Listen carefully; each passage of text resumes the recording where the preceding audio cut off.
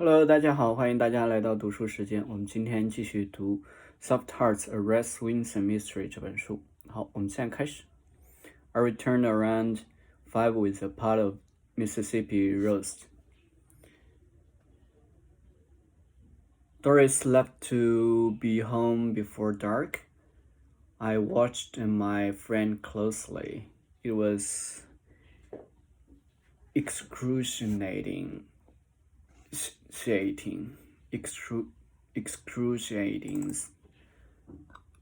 seeing Lydia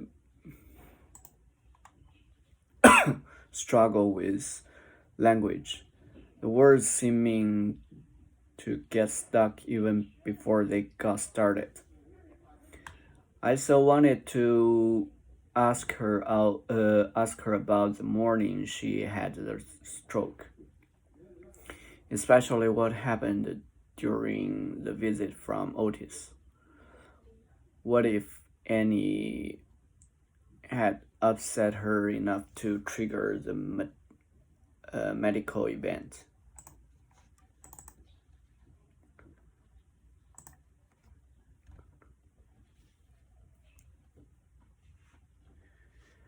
But posing a question to Lydia right now seemed about as worthwhile as interrogating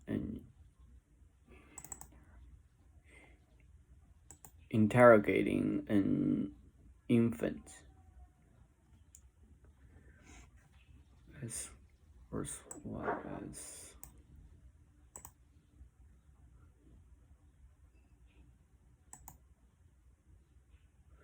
seemed about as well as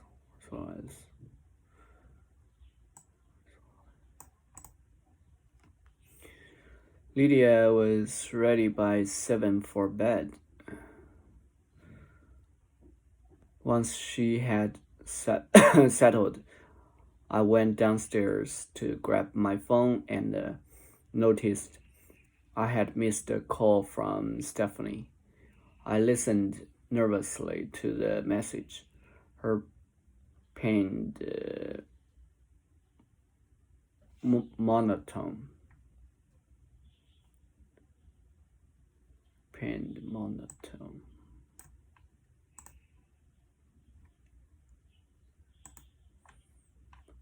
It's me. I wanted to see if you are going to Dad's party.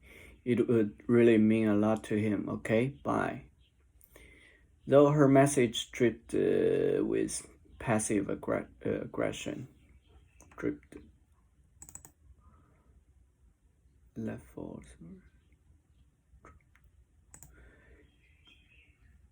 This was the closest I'd gotten to a conversation with my daughter in weeks, and I wasn't going to let an opportunity to talk with her pass by. She picked up on the 5th ring.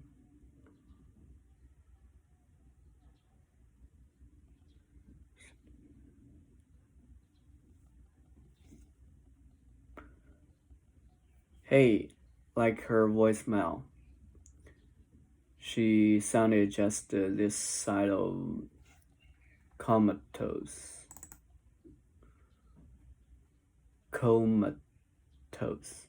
relating to or in a state of coma, unconscious.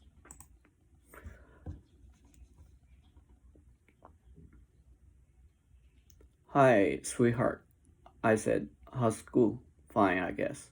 She cut straight to the chase. Are you going to the anniversary party? Sounds like you talked with your dad. I thought it was poor form for Alan to use Stephanie as leverage to draw me to the event. How's he doing? Oh, Mom, don't act like you actually care. I was married to your father for 20 years. Stephanie, of course I care. You could have fooled me, she mumbled.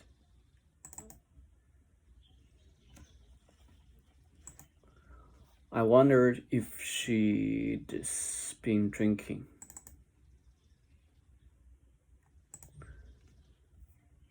If so, I was in no position to judge.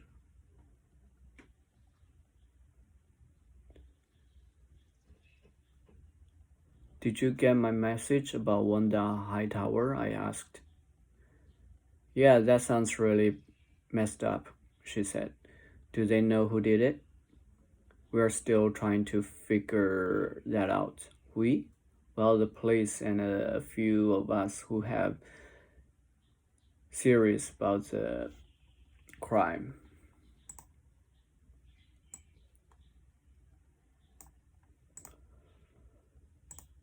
I see. I could almost hear her rolling her eyes.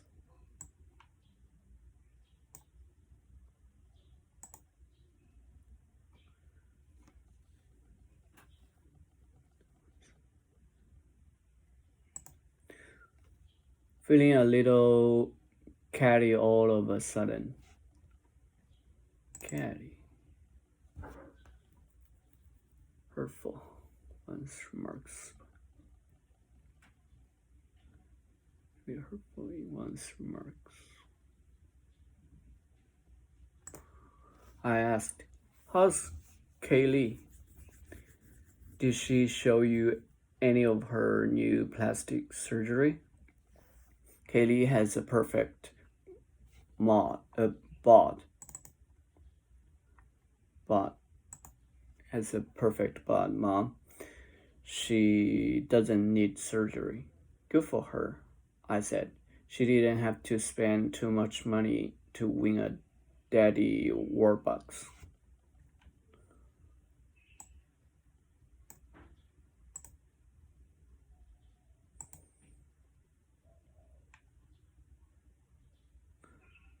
Daddy Warbucks.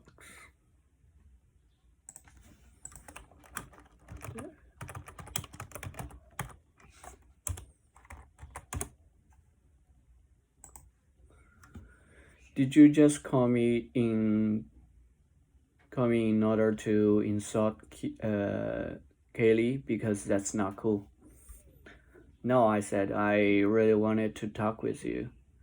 Insulting Kaylee was just a bonus. Mom, honestly, it's not like Kaylee caused the breakup of your marriage. Cheating is a symptom of large problems. For the record, I don't spend a lot of time thinking about Kaylee throwing all this. Your father is an adult. He knew what he was doing. If he had wanted to work on any of our marital problems, he could have. He just didn't see a lot of hope, Mom, so that lets him off the hook.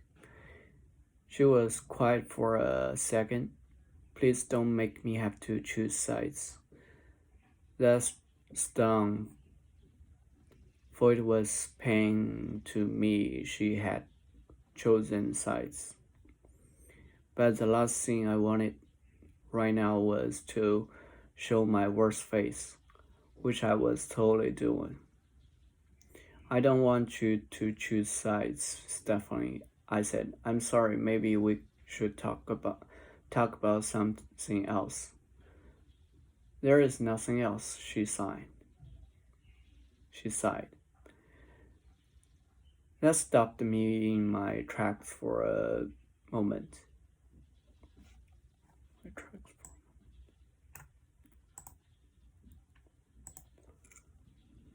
I'm so sorry, honey, I said finally. I didn't want this to be your future. But you have to believe me when I say I didn't ask for this either. She didn't affirm me in that, but she didn't argue with me either. I gotta go, she said finally. Let me know when you decide about the party.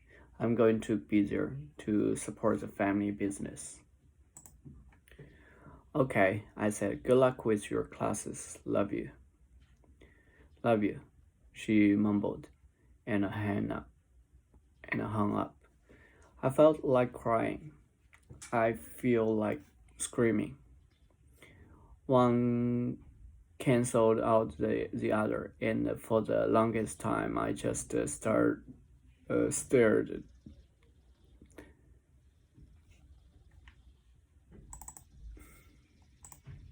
I just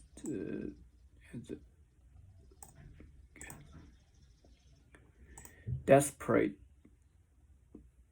despairing, despairing, des, despairingly at the.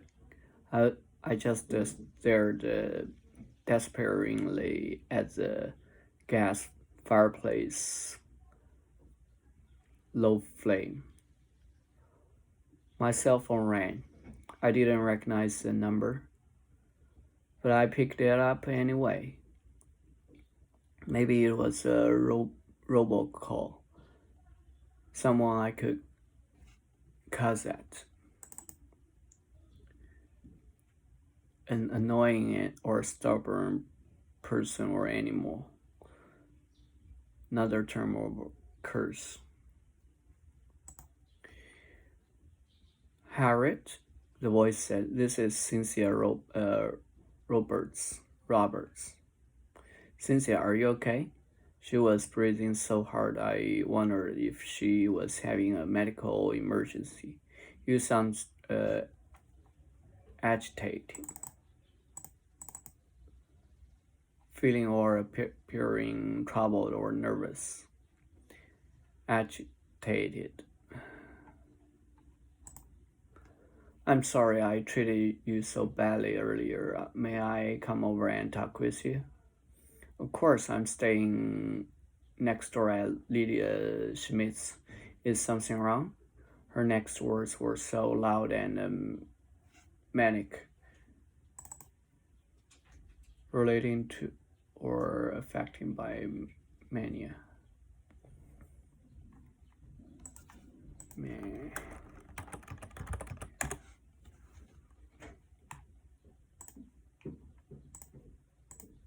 That I had to hold the phone a foot from my ear. "I just have to talk with someone. I have blood on my hands and I can't get it off." We agreed she should come over right away. After we'd hung up, I immediately called Daryl and left him a voice. "Daryl, this is Rett. Cynthia Roberts. Cynthia Roberts is walking over to the house. She called and told me she has blood on her hands. Would you call in the next few minutes to check up on me? I just trying to be careful. Bye." It had begun to rain, yet Cynthia wore no wristband under the porch light. She looked as vulnerable as a little girl who just happened to be 6 feet tall and gray.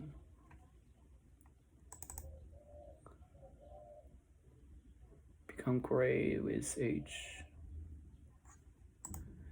"Oh, Cynthia, you are chilled to the bone," I said.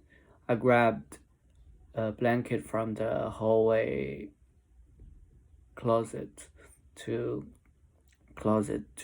put around her while she sat on the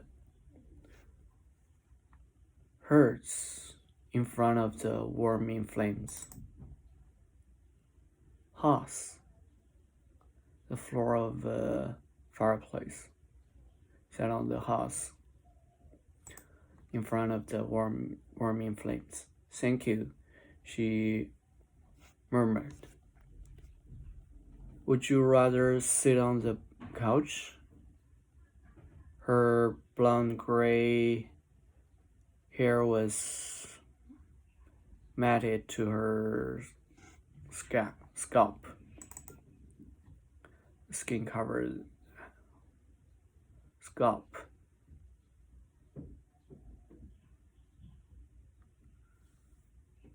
Covering the head. Skin covering the head. the skin covering the head, excluding the face.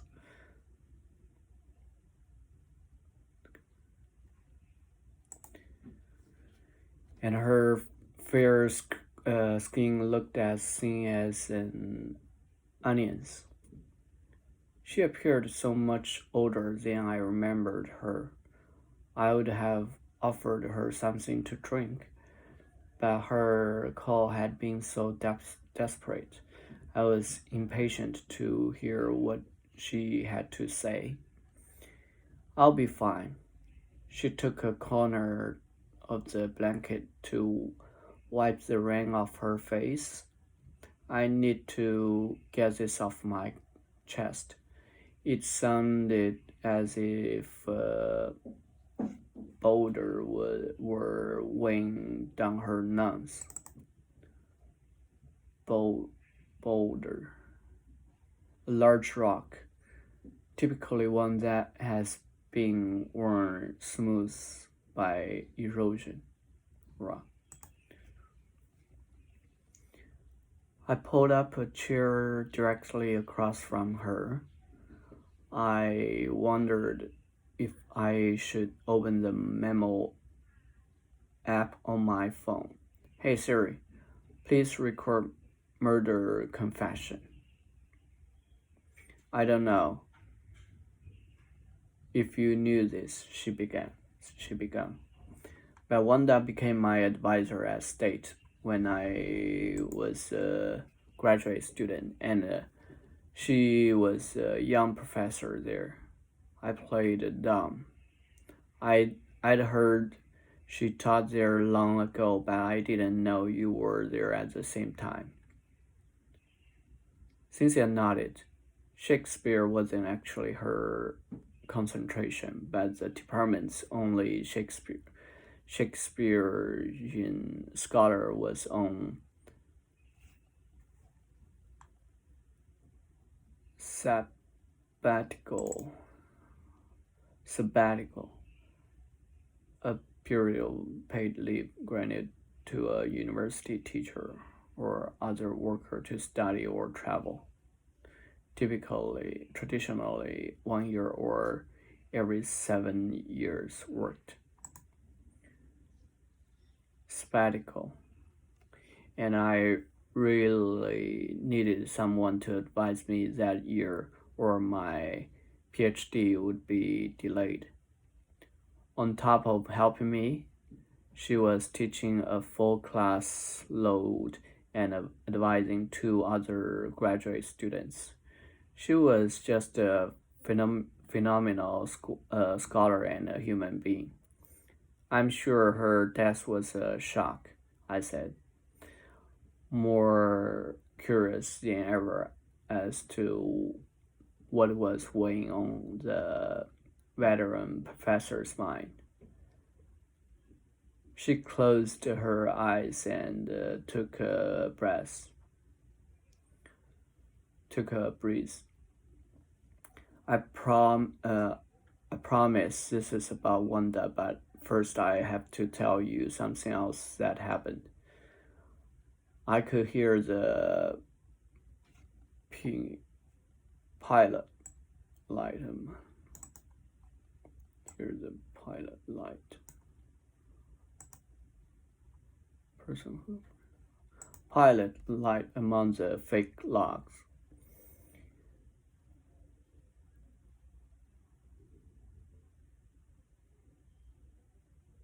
I could hear the pilot light among the fake logs.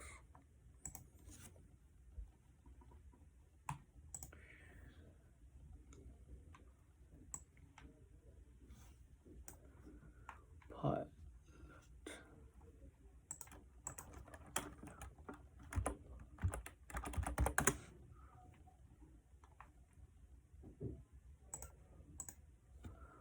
Which sounded like a rocket taking off. She continued. There was a party among the graduate students. We were celebrating the fact that one of the graduates had passed her orals. Everyone had left except me and the girl who had hosted the party. I had I'd had a couple drinks, so she said I could sleep on her couch. She went upstairs and closed her bedroom door. I fell asleep. At some point later, I awoke. There was a man on top of me with his hand over my mouth. I immediately recognized him as one of my fellow graduate students. Oh, Cynthia, that's dreadful. Dreadful, causing or involving great suffering, fear, or unhappiness, extremely bad or serious. Who was this? His name was Dennis Smith. I never liked him. No one did. He hit on all the female graduate students, but none would have him. I guess that night he saw his opportunity. He must have pretended to leave and then hid indoors. After he raped me, he said if I told anyone, he would just deny it and tell everyone what a slut I was. She fell silent and stared past me. Cynthia, I'm so sorry this happened to you. My neighbor closed her eyes, remembering again. For about a week, I didn't tell anyone. I just tried to pretend nothing had occurred. But Wanda picked up that something was wrong. She pressed me until I broke down and told her the whole story. It was painful to bring it into the light, but I was so grateful to be able to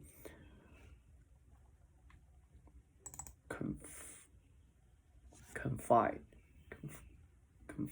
tell someone about secret. Confide in someone. I was so grateful to be able to confide in someone. I went from feeling like a victim to feeling very angry. Next, I did something that would have terrible consequences. One evening, I crept into the graduate student office and, oh Lord, you killed him. No. But I don't think I didn't think about it. I'd read so much Shakespeare. My thesis focused mainly on Hamlet that I did the next best thing. I stole his manual typed dissertation, took it into some woods and I burned it. You didn't. I did. His only typed copy. 5 years of his precious work, up in smoke. Remember, this was back in the very early 80s, before computers and word processors had really come into vogue. Prevailing fashion or style at a particular time. Well, it felt satisfying, I'll tell you that.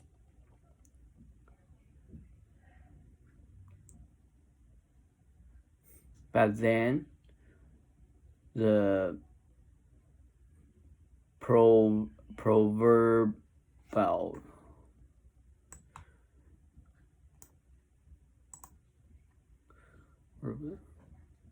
referred as proverb or idiom.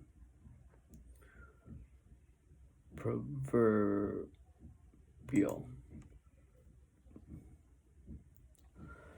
The proverbial. Proverb.